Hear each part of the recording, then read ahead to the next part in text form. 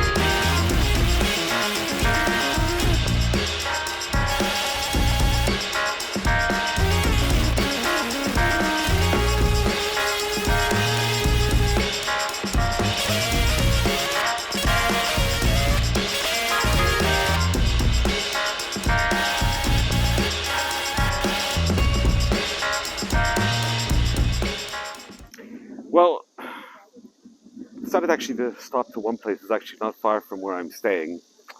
Uh, yes, you can see a temple, but actually it's not the temple at all. It's down by the beach. Matsu Island has a very interesting history. At one time, if you wanted to come to Matsu Island, because there were people that lived here, you needed to get special permission. It's not like you could just get on a. Well, there were no ferry services. The only service that came here was the military.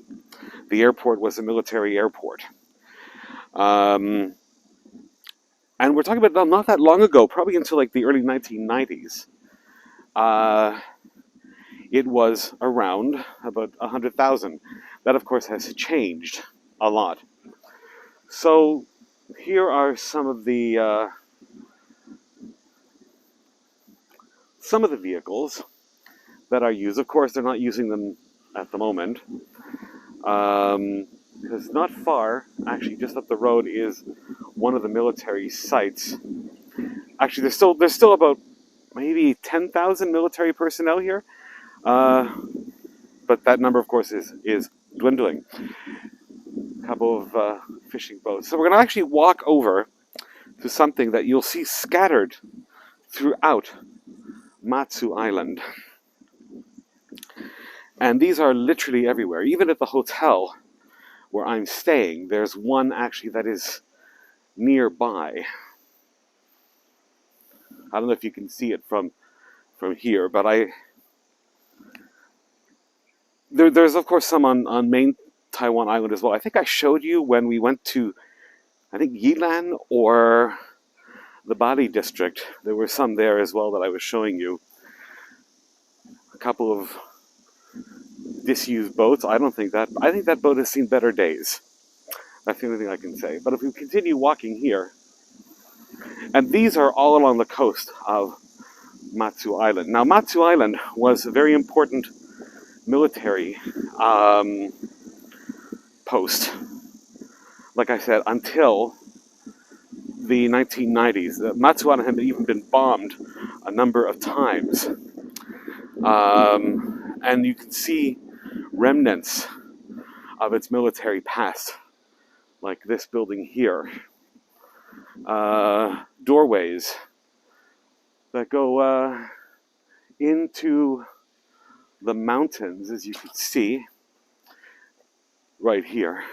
And actually there's one that is open, and hopefully today it is open, and we can go take a visit. But if we come over here, what you'll see are a few bunkers. There we go. There's one right there. These, of course, are disused now. But until quite recently, maybe 30, 35 years ago, they were used. One of the original bunkers. To get inside, you have to go through the door that I just showed you. There's a tunnel system that kind of connects them all. And I believe there's another one right here. Here we go. And there's also some others along through the rock area. I can see another two off in the distance. So all along here, also on the other side as well, beyond the ships, you'll see some coast. Same thing. Now, what's actually quite interesting, and I haven't seen any around here, but what they would do is, okay, for example, you have the rock face. They would actually drill holes, and then they would put glass, like the bottom half of a glass bottle sticking out with the shards and everything, in case what they call the frogmen from China, which is actually just that way, would make their way here, and they would scream in pain. So there's one here. There's another one there, an old broken one that's at the top. So yeah, these were everywhere. They also used to have like slogans on some of them. This one, of course, has been washed away through the ravages of time. Slogans like "Let's kill Mao Zedong" and other ones as well. So if you like military history and you want to see old military stuff, it's an interesting place. These ships, of course, are still used. They just put them on the beach for now. So this beach here, from what I was reading, is a beach you cannot use because it is still a military beach. At the top there, that's the statue of Matsu. The statue of Matsu. Anyway, we're going to head somewhere else. And yeah, like I said, this is a very, very interesting place. This is Nangan Island. And then tomorrow, I'm heading to Beigan, which is the North Island of Matsu. Okay, so let's get going.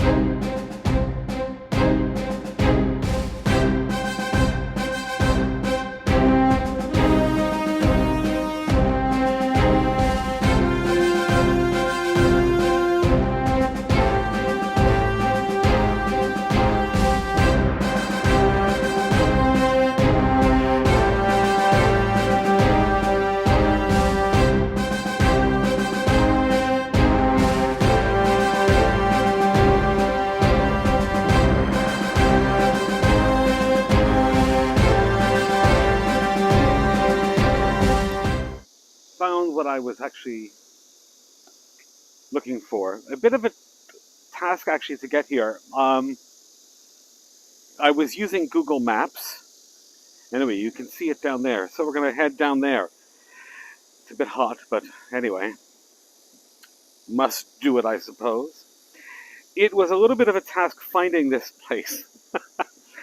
For the reason that, okay, something that I realized here on this island is that Taiwan Mobile, who is my mobile company, sucks. It sucks so horribly bad that I actually just came back from Chonghua Telecom, or China Telecom, or China Mobile, the other big mobile provider in Taiwan. I got a SIM card from them. And they actually have a promotion right now. So actually it doesn't cost me anything. I can use it for 7 days. I can receive calls. There's a phone number. Except I cannot make any phone calls. But that is not really so important. Because my other SIM card and the way Google Maps was operating was just completely and utterly ludicrous. Like, turn left, turn right, don't go here, turn left, turn right, go straight, turn left. And I'm like, well, wait a second, how can I turn left? There's no road. And at one point, actually, I even drove into a military camp. They kind of looked at me strangely and went, sorry, wrong way. Anyway, so I got the new card. This is called the Iron Fort. Now, the area of the island that I'm in actually is still used as a military post. So this used to be used, but they've turned it into a tourist attraction now. And it's quite an interesting place. The funny thing is, I was checking earlier, and apparently it's not too busy with tourists. Mind you, I am recording this during the weekday, So I suppose it's not going to be too busy, except it is rather hot, I have to say. I'm not looking forward to going back. The rocks. And I mean, remember earlier I mentioned that there's some rocks that have glass in them. Let's see if... Oh, actually, yes. Let me point the camera downward. See, if you look right there, those are glass bottles turned upside down that the soldiers put. So if there ever was an invasion of this island at this point, yeah, it would be a little bit tricky. Even on this rock face as well. Let me see if there's some over here. Yeah, I see a green one there. Let me see if I can. Okay, let me try to move closer. There's one right there. There's another. So they would actually do this. So anybody that was using, well, trying to invade us, I think they would hurt their feet. So all these rocks, all along here, have exactly the same thing. Now, the water may look dirty, but actually it isn't dirty. This is just because the typhoon that was a few days ago, so things will kind of blow into bays like this. So this is called the Iron Fort.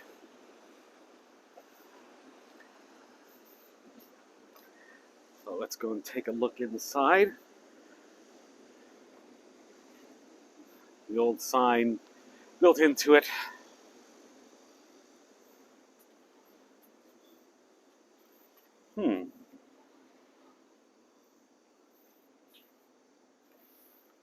Interesting.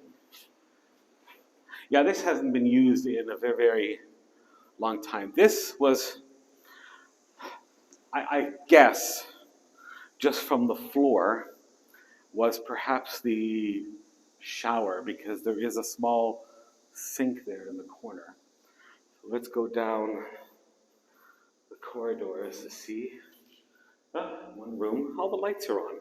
This actually attraction is only open until 5 p.m. every day. Let's see. Quite interesting, actually. You see? What is that? Sink. Oh, another, that was a bathroom at one point. Toilet. So let's go through here. Let's see.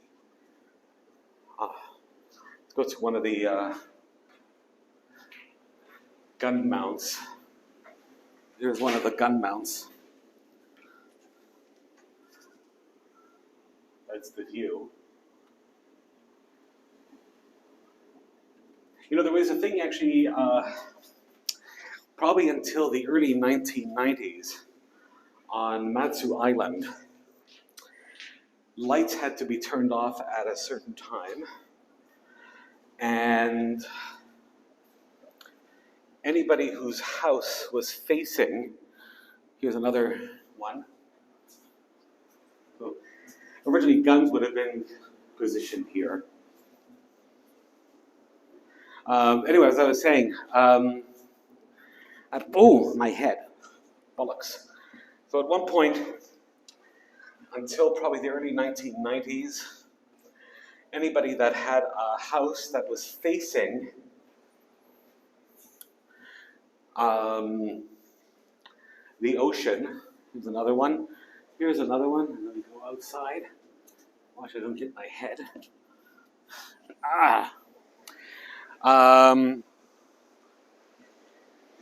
They would actually have their windows blacked out. So let's see what's up here. So we went in. I have to say this is actually rather interesting.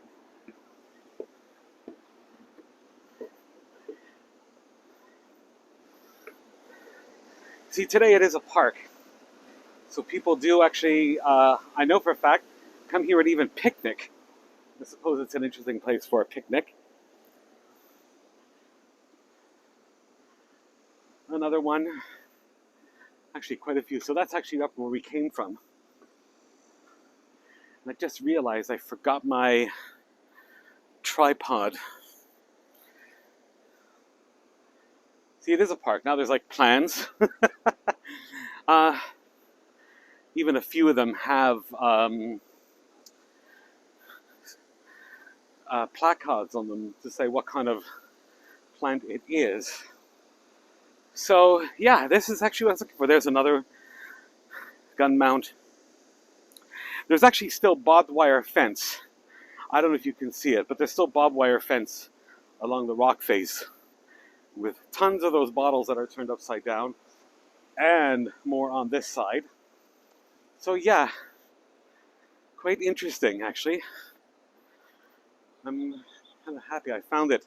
This beach that you see over here is a beach that they use for training.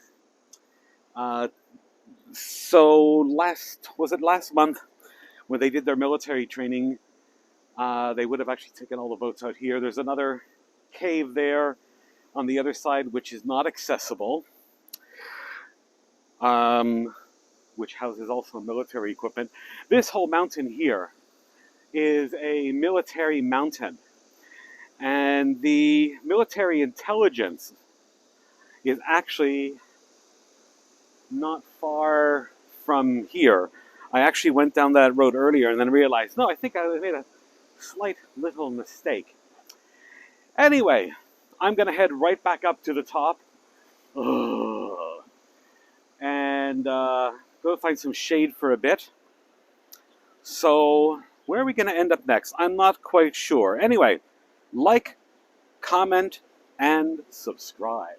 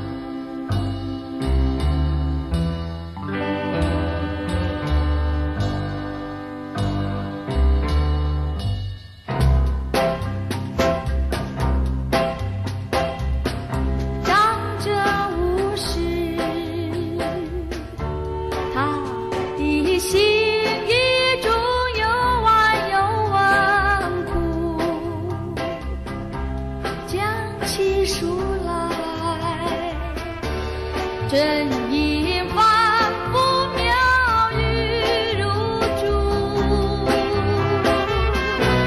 能解上下数千年。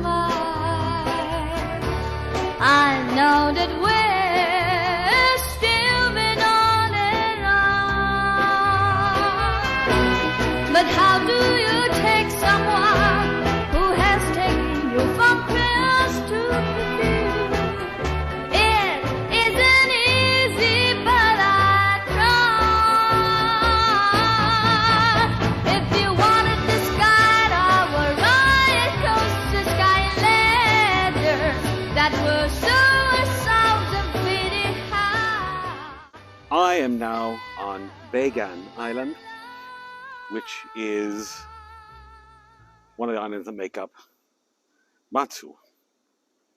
Nangan was the largest, Beigan is the second largest. Now, there's a reason why I came to this one. First of all, I should mention that this is also a military island that's now open to the public and has been for about 30 years now, but there's still quite a big military presence. Actually, being here for the last 2 hours, I've seen more military here than I did on the big island. Now, this island is the closest to China. So let me turn around and explain why I came to this point here. So what is that you see? Yes, a very large speaker. And you're saying to yourself, why is there a large speaker here?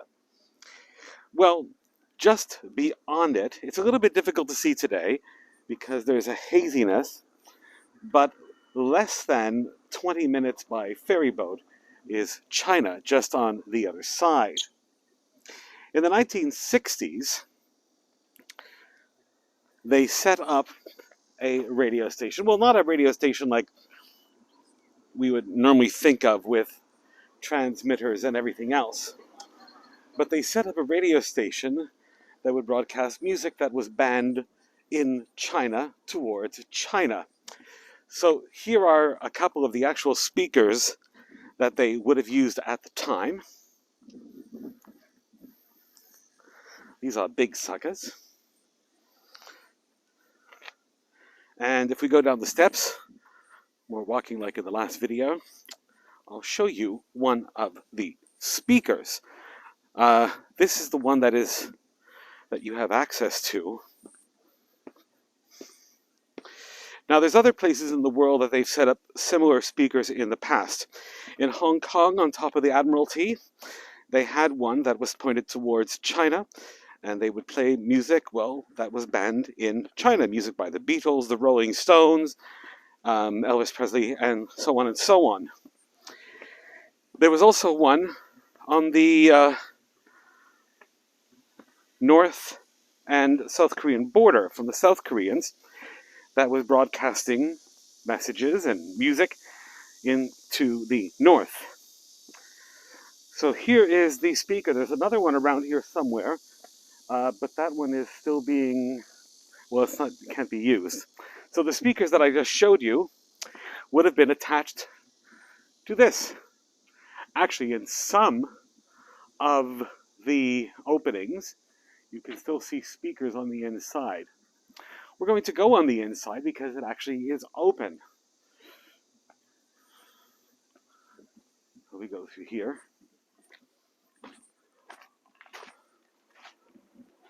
And here we go.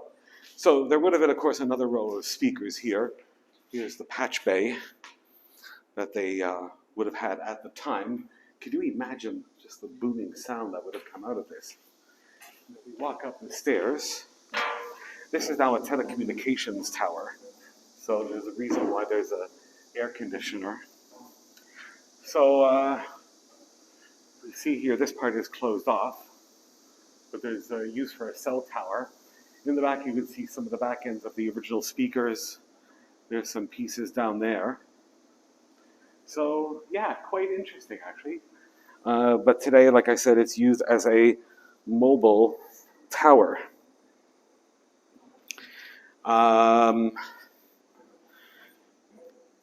What they would have broadcast from here is, for example, very famous Taiwan singers like Zheli Jun, who's also known as Teresa Tang, would have been broadcast from here. This is a big sucker. You can see the cell tower on the top.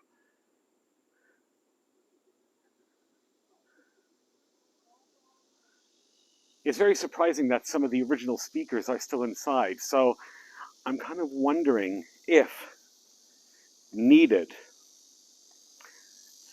could they still activate them? The ones at the top, there's still speakers there.